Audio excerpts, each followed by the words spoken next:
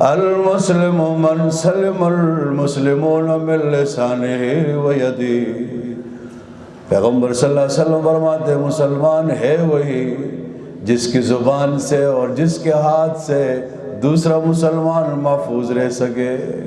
اللہ، پہلے کس کا ذکر کیا؟ زبان، پہلے زبان کا ذکر کیا کہ مسلمان ہے وہی کہ اس کی زبان سے کسی کو تکلیف نہ ملے، کوئی غلط بات منہ سے نہیں نکالے، کوئی سخت لفظ نہ نکالے جس سے اس کا دل ٹوٹ جائے۔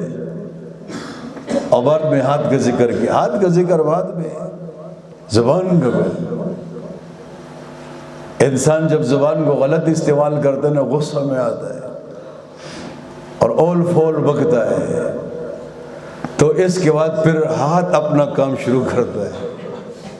اگر اس کو کنٹرول میں نہ کیے غصے کے وقت میں، تو ہاتھ کبھی بھی نہیں لے گا۔ یہ تو زبان ہاتھ کو اشارہ دیتی، تم شروع جاؤ، اب تم شروع جاؤ، مخفل کاروں کو واسطہ شروع جاؤ، میں نے اپنا کام کیا، اب تم اپنا کام شروع کرو۔ تو جب اس کو کنٹرول کیا تو یہ بھی کنٹرول ہو۔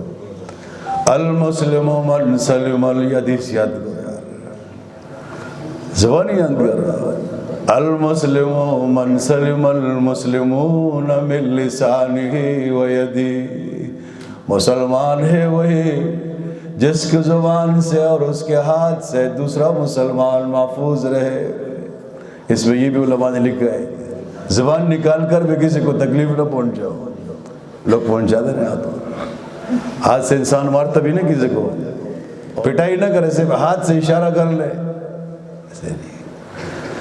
لا الہ، جیسے انسان کسی کی حوصلہ افزائی کرنے کے لیے اگر دور ہے، منہ سے کچھ نہیں کہہ سکتا، یوں کرتا ہے تو وہ سمجھتے اس نے میری تعریف کی، زبردست۔